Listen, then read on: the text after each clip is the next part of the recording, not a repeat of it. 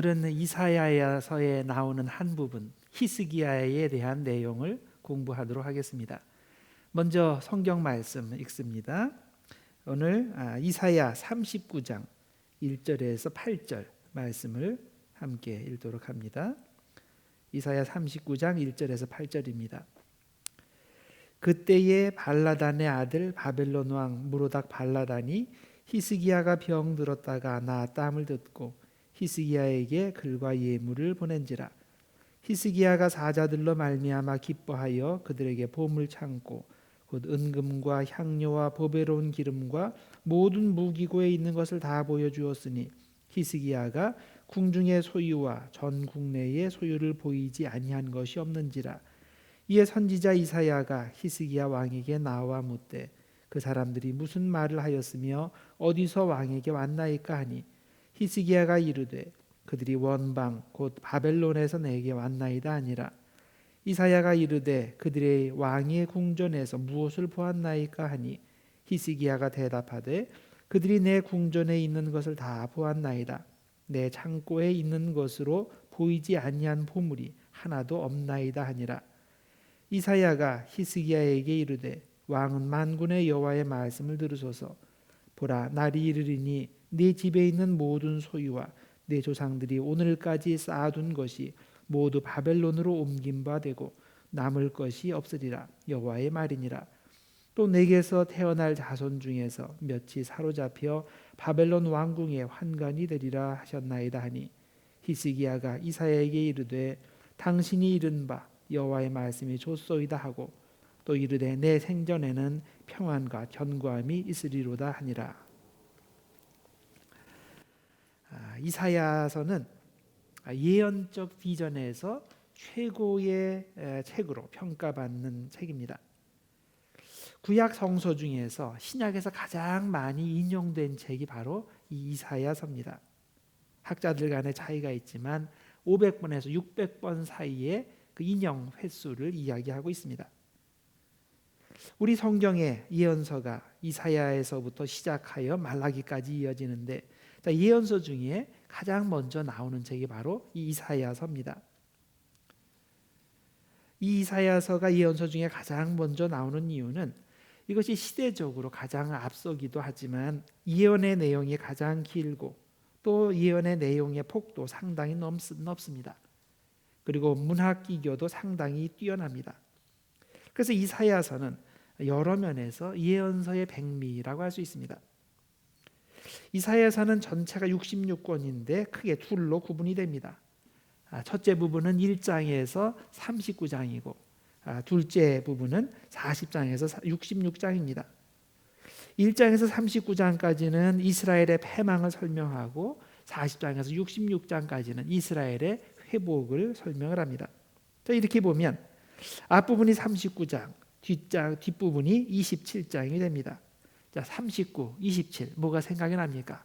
39, 27 그 성경 전체가 생각이 나죠. 성경 전체가 66권인데 구약이 39권이고 신약이 27권입니다. 이사야의 구조도 신약과 구약의 관계에 비교가 됩니다. 구약은 예수님 이전의 옛 언약이고 신약은 예수님에 의해 새 언약입니다. 자, 마찬가지로 이사야의 앞부분 1장에서 39장은 이스라엘 포로기 이전의 옛 이야기가 됩니다. 이 부분을 보통 제1 이사야로 부르고 있습니다. 이스라엘이 어떻게 하나님께 불순종해서 멸망하고 포로로 잡혀가는지를 설명합니다. 그리고 포로기를 기준으로 해서 그 뒷부분 40장에서 66장은 이스라엘 포로 이후의 새 이야기, 미래 이야기가 됩니다. 이것을 보통 제2사야 40장에서 55장 또 제3이사야 56장에서 66장으로 부릅니다. 자, 멸망한 이스라엘이 하나님의 은혜로 어떻게 다시 회복되게 되는지를 설명하게 됩니다. 자, 이사야서의 대부분은 시로 되어 있습니다. 그런데 오늘 우리가 읽은 부분을 포함한 히스기야에 대한 이야기, 이것이 이제 이사야 그 첫 부분의 마지막 36장에서 39장 사이의 내용인데요. 이 히스기야에 대한 이야기는 사문 이야기로 되어 있습니다. 마치 어려운 시가 쭉 진행이 되는데 그 시집 중간에 그 사파로 된 페이지가 한두 페이지 그 삽입되어 있는 격입니다. 사파는 사람들이 책의 내용을 쉽게 이해할 수 있도록 요점만 간단히 그려주는 그런 부분이죠. 그래서 사람들이 이것을 보고서 전체 내용을 대충 파악하게 됩니다. 히스기야에 대한 산문도 제1 이사야서의 주제를 가장 간단하게 설명해 준다고 할 수 있습니다. 제1 이사야 즉 1장에서 39장은 이스라엘이 하나님의 심판을 받아 멸망하는 이야기를 전해주는데 그 마지막을 히스기야 이야기로 끝내고 있습니다. 우연이 아니죠. 자, 왜 그랬을까요? 그 이유가 뭡니까? 히스기야가 하나님을 의지하지 못하고 바벨론과 동맹을 맺으려 했기 때문입니다. 이는 다윗 왕조가 처음에는 하나님을 의지함으로 복을 받아 융성했지만 나중에는 하나님 대신에 주변에 강성한 그런 나라들을 의지해서 결국 심판을 받아 나라가 망한 그런 패턴을 반영하는 겁니다. 전체 이스라엘의 역사처럼 히스기야도 하나님을 의지하다가 결정적인 순간에 세상 나라들과의 동맹을 더 의지함으로써 패망의 역사의 흐름을 막지 못했다는 겁니다. 히스기야도 그 패망의 역사의 일부가 됐다는 의미입니다. 히스기야 우리가 잘 아는 대로 기도의 사람으로 유명합니다. 아수르의 산헤립이 쳐들어왔을 때 성전에 들어가서 굵은 베옷을 입고 하나님께 간절히 기도했을 때 하나님께서 하나님의 사자들을 보내서 기적적으로 그 이스라엘을 구출해 주셨습니다. 또한 그가 병들어 죽게 되었을 때도 얼굴을 벽을 향해서 간절히 눈물을 흘리며 기도했을 때 하나님께서 15년의 생명을 연장시켜 주셨습니다.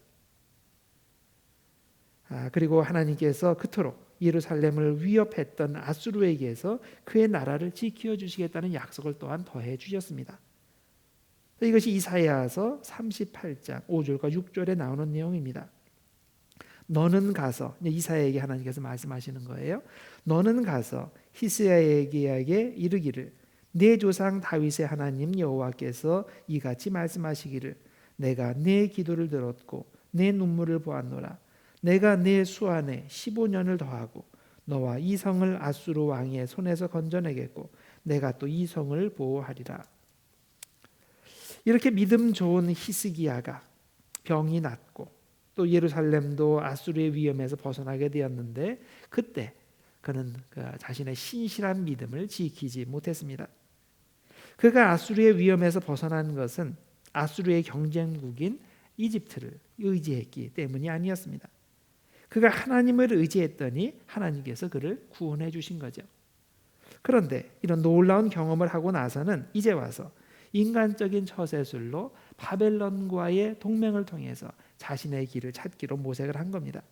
이것이 오늘 읽으신 본문의 내용입니다. 아수르 왕 산헤립의 군대가 하나님의 사자의 공격을 받아서 일시에 18만 5천 명이 죽고 그 산헤립이 패장이 되어서 고국으로 돌아갔죠. 그리고 나서 그곳에서 그 두 아들의 아들에게 그 공격을 받아서 거기서 암살되고 맙니다. 그리고 나서 다른 아들 에셀 핫돈이 왕이 됩니다. 바로 이때 이렇게 아수르의 정권이 혼란기에 빠졌을 때 히스기야가 죽을 병이 들었고 그가 기도해서 병이 나은 겁니다. 그리고 이때 그동안 아수르의 지배하에서 길을 펴지 못하고 있던 바벨론이 히스기야에게 신하들을 보낸 겁니다. 바벨론이 왜 신하들을 보냈을까요? 단순히 병이 나았다고 해서 그것을 축하하기 위해서 신하들을 보낸 겁니까? 그것은 표면적인 이유이고 실제적인 이유는 아수르를 대항해서 함께 동맹하자고 이참에 우리 손을 잡자고 동맹의 신호를 보낸 겁니다. 히스기야는 멀리 바벨론에서 이렇게 사람들이 자기를 찾아온 것이 너무나 기뻤습니다. 그래서 자기가 가지고 있는 최고의 보물들을 다 보여주었습니다. 그리고 무기고 또 전국 내의 소유까지 다 보여주었습니다. 이사야 39장 2절에 그 내용이 나옵니다.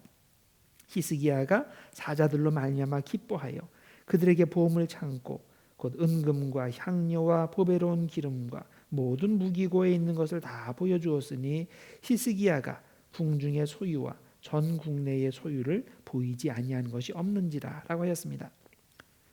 이 구절을 자세히 읽어보면 그가 단순히 자랑하고 싶어서 최고의 보물만 보여준 것이 아님을 우리들이 알 수 있습니다.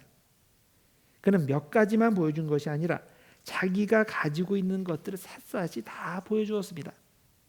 궁중에 있는 은금을 포함해서 향료도 보여주었고, 보배로운 기름 쌓아놓은 것도 보여주었고, 무기고에 있는 무기들도 다 보여주었고, 이뿐만 아니라 그의 나라에 있는 모든 것까지 다 보여주었다고 했습니다. 이것은 자신의 부와 권력을 과시하고 싶은 교만심에 더하여 이제 공동의 목표를 향해서 바벨론과 자기가 서로 믿고 동맹하자는 의도를 행동으로 보여준 겁니다. 히스기야는 북이스라엘이 주전 721년에 아수르에 의해 멸망한 지 6년 후에 그 남쪽에서 왕이 된 왕입니다. 아수르가 북이스라엘을 멸망시킬 때 남유다는 멸망시키지 않고 속국을만 남겨두었습니다. 남유다는 북이스라엘 같이 아수르를 적대시하지 않고 아수르의 속국으로 협력했기 때문입니다. 이때까지만 해도 그래서 히스기야는 계속 아수르에 협력하고 있었습니다. 그러다가 주전 705년에 아수르의 사르곤이 전쟁에서 죽고 권력이 산헤립에게 양도되는 시점에서 아수르의 여러 속국들이 독립을 시도하게 되는데 이때 남유다의 히스기야도 독립을 시도하게 됩니다. 자, 그래서 이것을 막기 위해서 산헤립이 유다를 침공한 겁니다. 산헤립이 유다를 침공하여 모든 도시들을 점령하고 이제 예루살렘만 남게 되었을 때 그때 그 산헤립은 많은 곡물들을 요구했습니다. 자, 많은 곡물들을 요구하니까 히스기야는 은금들을 싹 그냥 걷어다가 이 곡물을 만들어서 산헤립에게 주었습니다. 산헤립이 그것을 다 가지고 그냥 돌아갈 줄 알았는데 이번에는 그걸 자기한테 줬으니까 이제는 예루살렘 성까지 다 내어놓으라고 공격을 시도하게 됩니다. 자, 이때 히스기야가 성전에 들어가서 눈물 흘리며 기도한 거고, 그때 하나님께서 기적적으로 여기에 개입하셔서 그를 구원해 주신 겁니다. 하나님께서 천사들을 보내주셔서 그 산헤립의 군대를 몰살시켜 주셨습니다.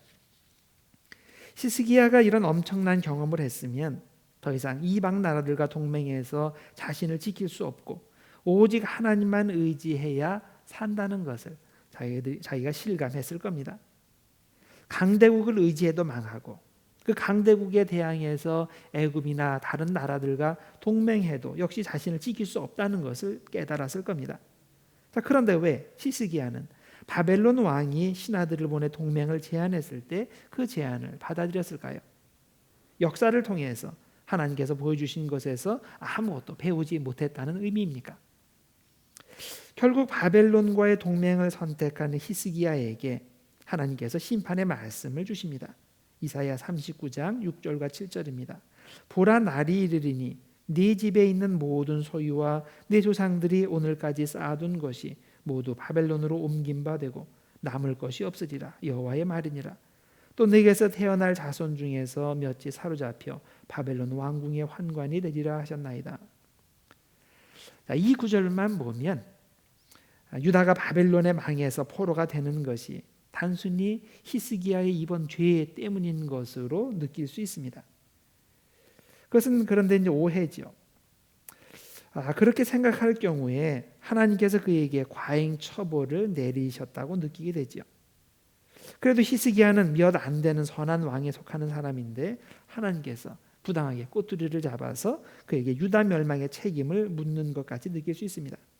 자, 그러나 그렇게 생각하면 안 됩니다. 하나님께서 그런 심판의 말씀을 주신 것은 그에게 그 이스라엘 멸망의 유다 멸망의 가장 큰 책임을 지우신다는 뜻이 아닙니다.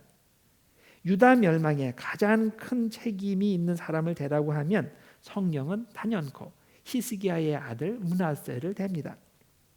열왕기하 24장 2절에서 4절 내용의 그 내용이 나옵니다. 여호와께서 그의 종 선지자들을 통하여 하신 말씀과 같이 갈대아의 부대와 아람의 부대와 모압의 부대와 암몬 자손의 부대를 여호야김에게로 보내 유다를 쳐 멸하게 하시니 이 일이 유다에 임함은 곧 여호와의 말씀대로 그들을 자기 앞에서 물리치고자 하심이니 이는 므낫세에 지은 모든 죄 때문이며 또 그가 무죄한 자의 피를 흘려 그의 피가 예루살렘에 가득하게 하였음이라.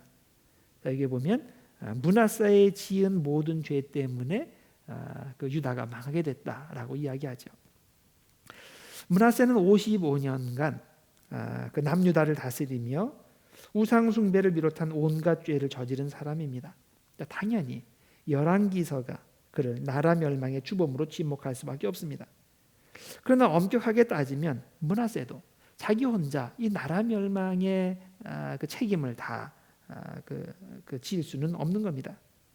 그 말고도 똑같은 죄를 지은 왕이 많이 있기 때문입니다. 하나님께서 유다를 멸망시킬 수밖에 없었던 이유는 므낫세를 비롯한 대부분의 유다 왕들의 오랜 불신앙 때문인 거고 그 불신앙에 히스기야도 예외가 아닌 겁니다. 그렇게 다른 나라들을 의지하지 말라고 경고한 이사야 선지자의 말을 히스기야가 무시하고 하나님 대신 바벨론을 의지하려고 했는데 그것이 다른 왕들의 죄와 전혀 다르지 않다는 겁니다. 정도의 차이가 있을 뿐 왕이 하나님을 의지하지 않고 다른 나라와의 동맹을 통해 정권을 유지하려 한 것이 이 나라가 망하게 된 그런 근본 원인인 겁니다. 전체적으로 봤을 때 히스기야는 선한 왕입니다. 그래서 성경도 그렇게 선하다고 평가합니다. 역대하 31장 20절 하나님 여호와 보시기에 선과 정의와 진실함으로 행하였다라고 평가해 줬습니다. 그러나 그도 외국과의 동맹이라는 시험 앞에서는 자신의 신앙을 지키지 못하고 넘어졌습니다. 전쟁 때문에 큰 고통을 당했지만은 결국은 하나님을 의지하여 위험을 극복했습니다. 그래서 그는 산헤립이라는 엄청난 군사적 세력 앞에서 넘어진 사람이 아닙니다. 또한 죽을 병이 들었을 때도 그것 때문에 넘어지지도 않았습니다. 하나님께 눈물을 흘리며 간절히 기도하고 또 그것을 통해서 그 죽을 병의 위험도 넘은 사람입니다. 그런데 그가 무엇에 넘어졌습니까? 편안함과 성공 앞에서 무너졌습니다. 하나님께서 은혜로 주신 복 앞에서 넘어졌습니다. 산헤립의 군대 같은 엄청난 적대 세력에서 해방되고 또 건강한 몸으로 편안하게 살게 된 것이 모두 하나님의 은혜이고 그 하나님의 복을 계속 유지하기 원하면 하나님을 계속 의지하기만 하면 되는데 히스기야는 그 은혜를 잊어버린 겁니다. 하나님 대신 인간의 능력을 의지하려 했습니다. 이것을 역대기는 마음의 교만으로 규정했습니다. 역대기 32장 25절 히스기야가 마음이 교만하여 그 받은 은혜를 보답하지 아니하므로 진노가 그와 유다와 예루살렘에 내리게 되었다라고 증언합니다. 자, 편안할 때 하나님의 은혜를 잊어버리는 것이 인간의 기본 습성입니다. 산헤립의 군대 앞에서 꼼짝없이 죽게 되어서 그렇게 하나님께 매달리며 기도할 때는 하나님만 의지하겠다고 그렇게 해놓고는 또 사명 감당하기 위해서 하나님께서 죽을 병 고쳐주셔야 한다고 죽기 살기로 기도할 때도 하나님만 의지하겠다고 해놓고는 이제 모든 문제가 해결되고 모든 것이 편안해지니까 하나님을 잊은 겁니다. 우리는 히스기야에게서 우리 자신의 모습을 볼 줄 알아야 됩니다. 우리는 극한 고난 앞에서 쉽게 넘어지지 않습니다. 죽을 병 앞에서도 쉽게 넘어지지 않습니다. 그러나 인생의 성공에서 그리고 인생의 편안함에서 우리는 쉽게 자주 넘어집니다. 하나님께서는 우리를 위해서 복을 내려주시는 건데 하나님의 복이 오히려 우리에게 화가 되는 겁니다. 자, 이런 일이 일어나지 않도록 우리는 평소에 깨어서 기도해야 됩니다. 특히 일이 잘 되고 인생이 편안하고 풍족할 때 우리가 더욱 정신 차리고 깨어서 기도해야 됩니다. 그래야 하나님의 복이 우리에게 지속이 되는 겁니다. 우리가 히스기야를 타산지석으로 삼기를 바랍니다. 히스기야의 잘못을 우리가 범하지 않게 되기를 바랍니다. 그래서 히스기야를 생각하면서 우리가 항상 영적으로 깨어있을 것을 생각하고 그리고 어떤 상황 가운데서 특히 편안하고 일이 잘 될 때 하나님만을 더욱더 의지함으로 모두 우리가 하나님의 우리 삶 가운데 하나님의 축복이 이어지게 되기를 주님의 이름으로 축원합니다. 기도하겠습니다. 하나님 아버지 감사합니다. 주님께서 오늘 히스기야의 예를 통해서 우리를 교훈하게 하시니 감사합니다. 하나님 아버지, 히스기야가 전반적으로 봤을 때 그 좋은 왕이라는 평가를 받기는 했지만은 하나님 결정적인 순간에 또 특히 인생이 편안하고 모든 문제가 사라졌을 때 그때 하나님을 의지하지 못하고 세상적인 방법을 사용하며 사람들을 의지했던 것을 우리들이 기억합니다. 하나님, 우리에게 그런 잘못과 죄와 실수가 반복되지 않게 하시고 우리가 더욱더 편안할 때 더 기도하고 더 하나님을 의지할 수 있는 그런 우리들 될 수 있도록 진실한 신앙이 될 수 있도록 하나님 지켜주시고 축복하여 주시옵소서. 예수님의 이름으로 기도드립니다. 아멘.